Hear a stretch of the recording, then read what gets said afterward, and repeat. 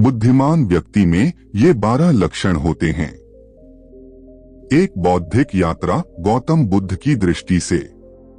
प्रस्तावना। बुद्ध ने कहा था, बुद्धिमत्ता कोई जन्मजात वरदान नहीं, बल्कि जीवन में सीखे गए अनुभवों, समझ और मौन का फल है। राजगृह में बसे श्रावस्ती नगर में एक दिन एक युवक आया। वह असमंजस में था, भटक रहा था, न वह स्वयं को समझ पा रहा था, न इस संसार को। वह सिद्धि चाहता था, पर दिशा नहीं जानता था।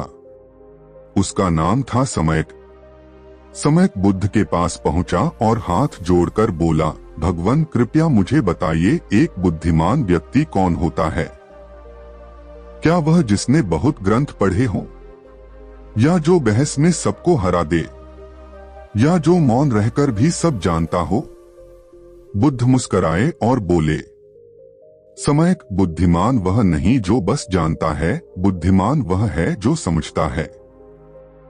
आओ मैं तुम्हें बुद्धिमान व्यक्ति के 12 लक्षणों की एक यात्रा पर ले चलता हूँ। अध्याय 1। पहला लक्षण, शांत चित्त। गौतम बुद्ध समयक को लेकर एक सरोवर के किनारे पहुंचे। वहां जल एकदम शांत था। बुद्ध बोले, समयक, जब मन शांत होता है तभी सत्य का प्रतिबिंब स्पष्ट होता है। एक बुद्धिमान व्यक्ति का पहला लक्षण यही है, शांत चित्त। जैसे यह पानी, जब तक हलचल थी कुछ नहीं दिखा, अब जब शांत है तुम उसकी गहराई देख पा रहे हो। बुद्धिमत्ता भी तभी प्रकट होती है जब चित्त स्थिर हो। बुद्ध ने मौन से उसे ध्यान में बैठाया और समय को पहली बार अनुभव हुआ कि बिना बोले भी ज्ञान आता है। अध्याय 2। दूसरा लक्षण, अहंकारहीनता। अगले दिन बुद्ध उसे एक बूढ़े भिक्षु के पास ले गए जो झोपड़ी में रहता था। वह बहुत ज्ञानी था, परंतु सबसे झुककर बात करता था। समयक ने पूछा, इतना ज्ञानी होकर भी यह भिक्षु इतना विनम्र क्यों? बुद्ध बोले, क्योंकि वह बुद्धिमान है। दूसरा लक्षण है अहंकारहीनता। जिस दिन व्यक्ति को यह बोध हो जाता है कि ज्ञान सागर है और वह सिर्फ एक लहर है, उस दिन उसका अहंकार गल जाता है। जो मैं में अटका है वह कभी ज्ञान में नहीं उतर सकता। अध्याय 3। तीसरा लक्षण, सुनने की कला। तीसरे दिन बुद्ध समयक को एक सभा में ले गए जहां अनेक जन बोल रहे थे। बुद्ध पूरे समय मौन रहे। सभा के अंत में बुद्ध ने कहा, बोलने से अधिक कठिन है सुनना। बुद्धिमान व्यक्ति कम बोलता है, अधिक सुनता है। यह तीसरा लक्षण है, सुनने की कला। जो दूसरों की बात को ध्यान से सुनता है वही उनके मन तक पहुंच पाता है। अध्याय 4। चौथा लक्षण, संतुलन। अगली यात्रा में बुद्ध समयक को एक रस्सी पर चल रहे कलाकार के पास ले गए। वह एक पैर पर खड़ा होकर भी संतुलन नहीं खोता। बुद्ध बोले, जैसे यह कलाकार हर पल संतुलन बनाए रखता है, वैसे ही बुद्धिमान व्यक्ति विचारों, भावनाओं और कर्तव्यों में संतुलन रखता है। यह चौथा लक्षण है, संतुलन। न अधिक वियोग, न अधिक आसक्ति, बीच का मार्ग ही श्रेष्ठ है। अध्याय 5। पांचवा लक्षण, निष्कलंक निर्णय। समयक ने एक दिन देखा कि 2 भिक्षुओं में विवाद हो गया। बुद्ध ने चुपचाप दोनों की बातें सुनी और फिर संतुलित निर्णय दिया। बुद्ध बोले, बुद्धिमत्ता का 5वां लक्षण है, निष्कलंक निर्णय क्षमता। ऐसा निर्णय जो न पक्षपात करे, न मोहवश लिया गया हो, जो धर्म और करुणा के बीच संतुलन बनाए। निर्णय लेना कला है, पर निष्पक्ष निर्णय लेना बुद्धिमत्ता है। अध्याय 6। छठा लक्षण, क्षण को समझना। एक दिन बुद्ध ने समयक से कहा, यह क्षण कभी लौटेगा नहीं, इसे देखो, जियो, समझो।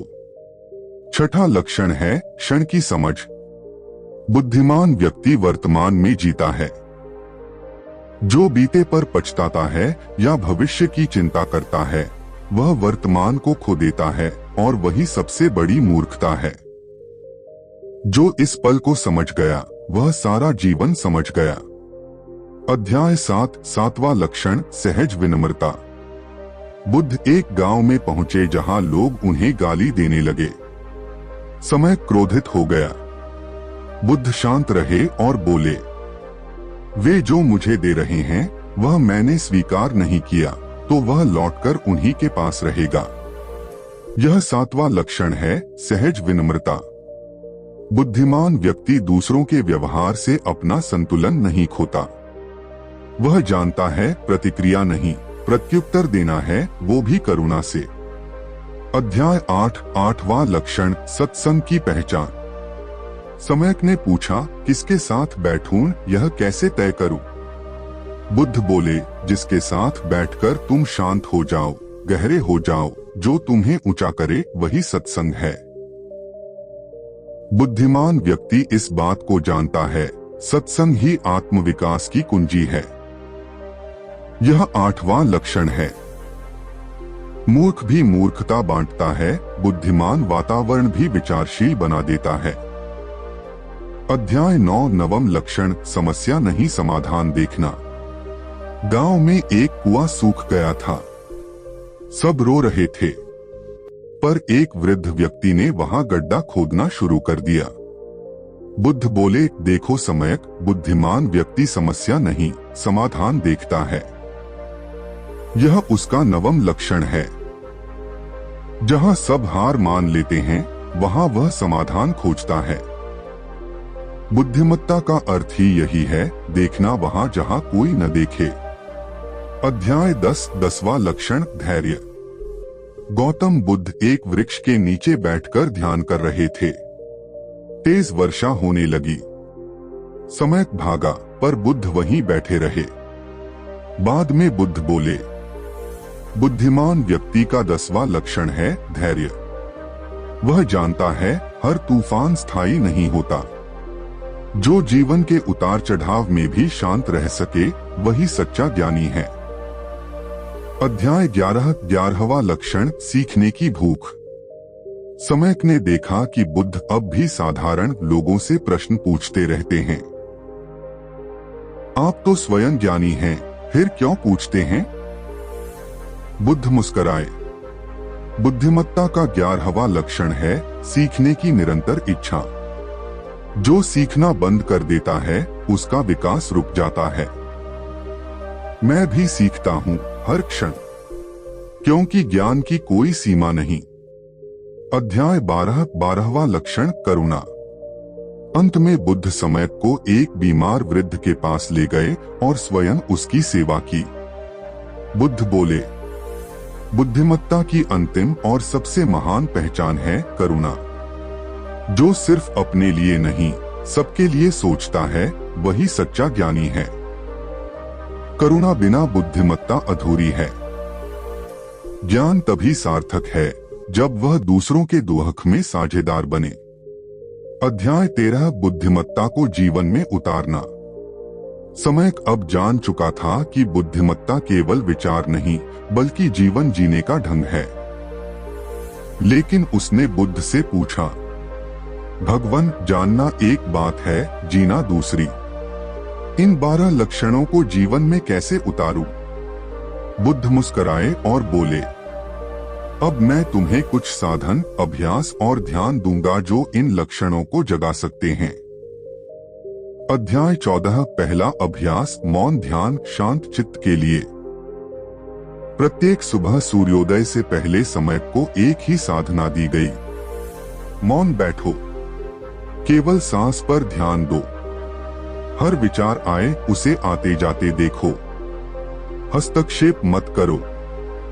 30 दिन बाद समय का चित्त वैसा शांत हो गया जैसे झील का जल। बुद्ध बोले, शांत चित्त अभ्यास से आता है, उपदेश से नहीं। जब तुम बाहर की आवाजें कम कर देते हो, भीतर की समझ प्रकट होती है। अध्याय 15 दूसरा अभ्यास नम्रता की विनय प्रार्थना।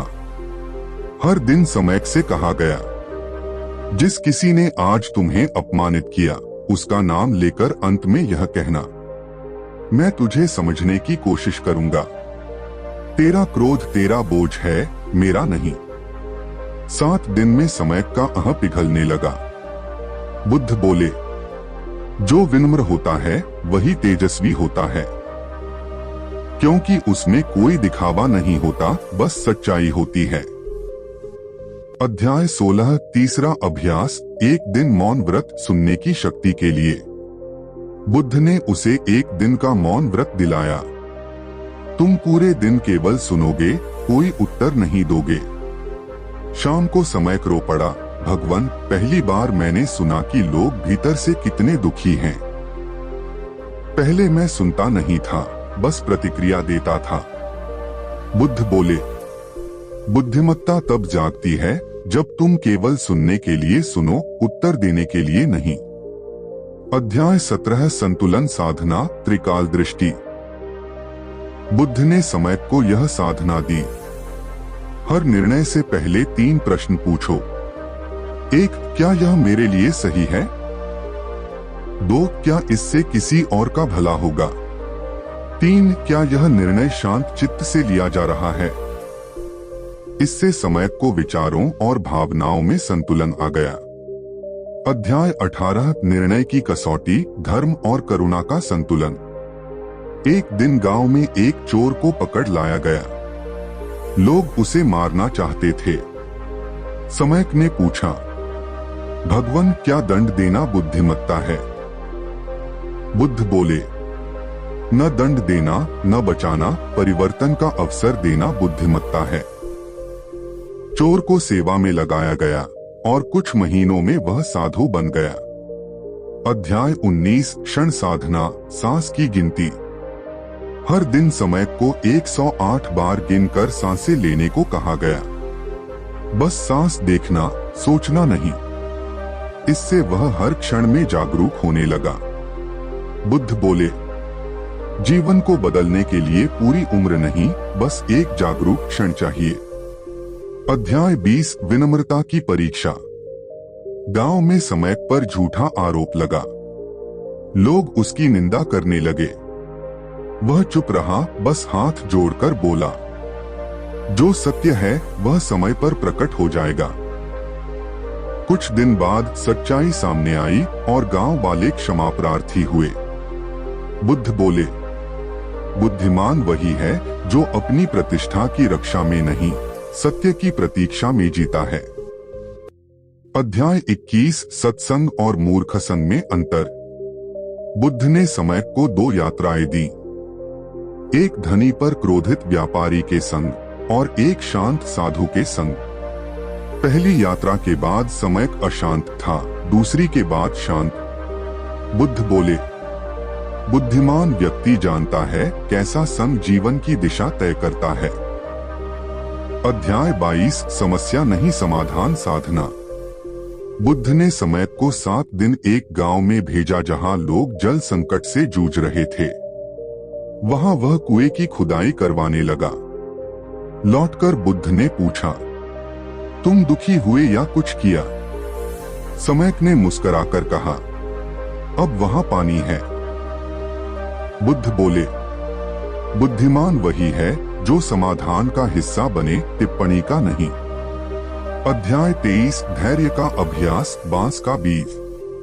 बुद्ध ने उसे एक बांस का बीज बोने को कहा और कहा, 5 साल कोई अंकुर नहीं निकलेगा, पर 6वें साल 90 फीट ऊंचा होगा। समयक ने हर दिन उसे सींचा और 6वें वर्ष वह बांस सचमुच फूट पड़ा। बुद्ध बोले, बुद्धिमत्ता को पनपने में समय लगता है, धैर्य उसका आधार है। अध्याय 24 सीखने की भूख का अंतिम परीक्षण। बुद्ध ने अंतिम बार समयक से कहा, अब तुम लौट सकते हो, पर हर वर्ष एक नया शिष्य बनाओ और स्वयं एक नया गुण सीखो। समयक मुस्कुराया, मैं अब जानता हूँ यात्रा समाप्त नहीं होती, यह तो अभी शुरू हुई है। अध्याय 25 जब बुद्धिमत्ता सेवा बन जाती है। अब समयक उस गांव में लौट चुका था जहां से वह वर्षों पहले चला था, नासमझ, अधीर, गुस्सैल और भ्रमित। लेकिन अब वह लौट रहा था एक मौन साधु की तरह, शांत, विनम्र, गंभीर और दृष्टिवान। गांव वाले उसे पहचान नहीं पाए। उसने कहा नहीं, बस सेवा शुरू कर दी। जहां झगड़ा था वहां संवाद शुरू किया, जहां भूख थी वहां भोजन बांटा, जहां डर था वहां धैर्य सिखाया, जहां अज्ञान था वहां कहानी सुनाई। गांव अब एक प्रकाश स्थल बनने लगा। बुद्ध ने कहा था, जब तुम स्वयं दीपक बनो तब दुनिया को रोशनी देने लगते हो। अध्याय 26 दूसरों में बुद्धिमत्ता जगाना। अब समयक हर महीने गांव में एक सभा करता था, जहां वह बुद्ध के बताए 12 लक्षणों को एक एक कर कहानियों, ध्यान और प्रयोगों से लोगों में उतारता। वह बच्चों को सिखाता, जो शांत है वही सबसे शक्तिशाली होता है। वह युवाओं से कहता, सुनो, प्रतिक्रिया मत दो तुरंत। वह वृद्धों से निवेदन करता, अपने अनुभव को प्रेम के साथ बांटो। लोग बदलने लगे। एक दिन गांव के एक वृद्ध ने कहा, समयक, तुम अब हमारे गांव के बुद्ध बन गए हो। अध्याय 27 जीवन की अंतिम परीक्षा। समयक के गांव में एक दिन भयंकर तूफान आया। फसलें बर्बाद हो गईं। नदी का पानी गांव में भर गया। लोग भयभीत और निराश हो गए। सभी लोग मंदिर में इकट्ठा हुए और बोले, क्या अब सब नष्ट हो जाएगा? समयक शांत था। उसने लोगों से कहा, जो बुद्धिमान होता है वह आपदा में अवसर देखता है। यह समय है हम एक नया आरंभ करें। हमारे पास जो बचा है उसे मिलाकर नया गांव बनाएं। उसने बच्चों को खेलने दिया, युवाओं को पुनर्निर्माण में लगाया और वृद्धों को दिशा देने दिया। कुछ महीनों में गांव पुनः खड़ा हो गया, पहले से भी सुंदर और संगठित। अब गांव का नाम लोग श्रद्धा से लेते थे। यह वह जगह है जहां बुद्धि और सेवा साथ साथ रहते हैं। अध्याय 28 अंतिम संवाद, समयक और बुद्ध। समयक एक बार फिर बुद्ध से मिलने गया। वह बोला, भगवन, मैंने आपसे जो सीखा वह अब मेरे गांव में फल फूल रहा है, पर क्या यही पर्याप्त है? बुद्ध मुस्कुराए, जो सीखता है वह केवल अपने लिए जीता है, पर जो सिखाता है वह बुद्धिमत्ता को अमर कर देता है। अब तुम्हारा कर्तव्य है हर वर्ष एक नया समयक बनाना। समयक ने सिर झुकाया और वापस चल पड़ा। अब वह खुद भी एक बुद्ध बन गया था। अध्याय 29 पाठक के लिए विशेष ध्यान साधना, 7 दिन का अभ्यास। अगर आप भी इन 12 लक्षणों को जीवन में उतारना चाहते हैं तो यह 7 दिन की सरल बुद्ध साधना आजमाएं। दिन साधना उद्देश्य: 1 मौन ध्यान 5 मिनट, शांत चित्त। 2-3 लोगों को बिना टोक सुने सुनने की शक्ति। 3 किसी आलोचक को क्षमा करें, करुणा और विनम्रता। 4 हर निर्णय से पहले 3 प्रश्न, संतुलन। 5 किसी समस्या पर हल खोजें, समाधान शक्ति। 6 1 घंटे के लिए फोन न छुएं, जागरूकता। 7 किसी के लिए बिना स्वार्थ काम करे, सेवा और प्रेम। अध्याय 30 बुद्धिमत्ता की विरासत। समयक अब केवल व्यक्ति नहीं, एक प्रेरणा बन गया था। लोग उसे याद नहीं रखते थे उसके नाम से, बल्कि उस प्रकाश से जो उसने उनके जीवन में फैलाया। अध्याय 33 बुद्ध ने कहा, अब तुम मेरा कार्य पूरा कर रहे हो। समयक अब फिर अंतिम बार बुद्ध से मिला। बुद्ध वृद्ध हो चुके थे, लेकिन उनकी दृष्टि में अब भी वैसी ही दीप्ति थी। बुद्ध बोले, समयक, अब मैं नहीं रहा, लेकिन जब कोई चित्त से शांत होता है, जब कोई विनम्र हो जाता है, जब कोई बिना शोर के सेवा करता है, वहां मैं प्रकट हो जाता हूं। अब तुम केवल समयक नहीं, बुद्ध की जीवित विरासत हो। अध्याय 34 पाठशाला से परंपरा तक। समय बीतता गया।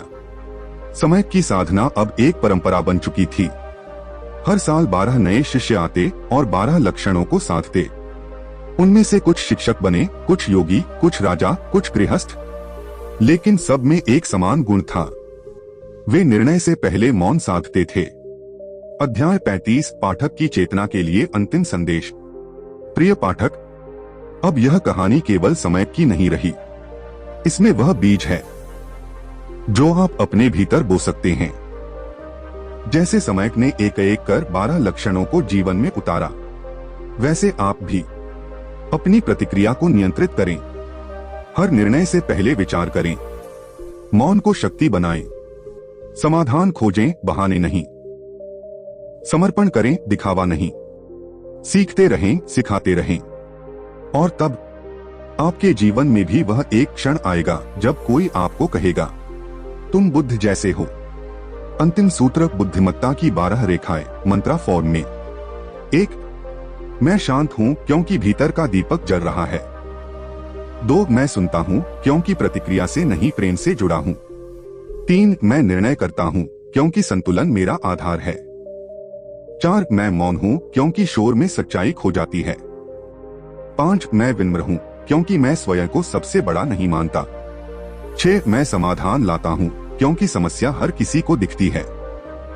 7. मैं सीखता हूं क्योंकि ज्ञान की कोई सीमा नहीं। 8. मैं सेवा करता हूं क्योंकि यही मेरा धर्म है। 9. मैं बदलता हूं क्योंकि परिवर्तन जीवन है। 10. मैं प्रतीक्षा करता हूं क्योंकि धैर्य बुद्धि की परीक्षा है। 11. मैं प्रेम करता हूं क्योंकि करुणा ही शक्ति है। 12. मैं दीपक हूं अपने लिए और दूसरों के लिए भी। अध्याय 36 समय का उत्तराधिकारी। समय अब वृद्ध हो चला था। उसकी आंखों में अब भी वही दीप्ति, वही शांति थी। पर अब वह जानता था कि उसे उत्तराधिकारी चुनना है। उसने सभी शिष्यों को बुलाया और कहा, बुद्ध ने मुझे नहीं चुना था। मैंने अपने भीतर के अंधकार को जीतकर खुद को चुना था। अब मैं किसी को नियुक्त नहीं करूंगा। जो भी भीतर के शून्य को समझ ले, वही उत्तराधिकारी होगा। यह कहकर वह मौन हो गया। शिष्य हैरान थे। अब उत्तराधिकारी कौन? अध्याय 37 जिसने मौन में उत्तर पाया। अगले दिन सुबह शिष्यों ने देखा कि एक युवा साधक अनव मंदिर के बाहर ध्यान में बैठा है। वह न कोई प्रश्न पूछ रहा था, न उत्तर दे रहा था, बस बैठा था, शांत, अचल, मौन। 3 दिन बीत गए। उसने भोजन नहीं मांगा। उसने शिष्य बनने की घोषणा नहीं की। उसने कुछ साबित नहीं किया। लेकिन उसके आसपास के पक्षी चुपचाप पास आकर बैठने लगे थे। बच्चे उसके पास आकर खेलते और रोते लोग वहां शांति पाते। समय मुस्कुराया। जिसे कुछ साबित नहीं करना होता, वही योग्य होता है। अध्याय 38 जब मौन विरासत बन गया। अनव अब समय की गद्दी पर नहीं बैठा। उसने सिर्फ समय की माला ले ली और कहा, मैं कोई उत्तराधिकारी नहीं, मैं एक प्रवाह हूं जो इस ज्ञान को आगे बहाता रहेगा। अब पाठशाला का नाम बदल गया। समय परंपरा, बुद्धि और मौन की जीवित धारा। अध्याय 39 जब समय ने शरीर छोड़ा। समय अब शांत था। एक दिन उसने सबको बुलाया और कहा, मैं अब जा रहा हूं, लेकिन जो मेरी आंखों में दीप देखता है वह जान ले, बुद्ध कहीं नहीं जाते। वे हर उस हृदय में रहते हैं जो शांत हो जाता है। समय ने आंखें बंद की। धीरे धीरे उसकी सांस मंद होती गई और अंत में एक गहरी मुस्कान के साथ वह लीन हो गया। अध्याय 40 पाठशाला अब युग धर्म बन गई। समय का देहांत कोई अंत नहीं था, बल्कि एक युग का आरंभ था। अब समय परंपरा एक तीर्थ बन चुकी थी। राजे महाराजे वहां सलाह लेने आते, गृहस्थ वहां मौन साधते, बच्चे ध्यान करना सीखते और 12 लक्षण अब किताबों में नहीं, लोगों के स्वभाव में दिखते थे। अब आप भी इस परंपरा का हिस्सा हैं। यदि आपने अब तक यह कथा पढ़ी है, तो आप केवल पाठक नहीं रहे, आप उस ज्योति की लौ बन चुके हैं जो अज्ञान के अंधकार में टिमटिमा रही है। इस कहानी का कोई दी एंड नहीं है। क्योंकि समय अब आपके भीतर जीवित है।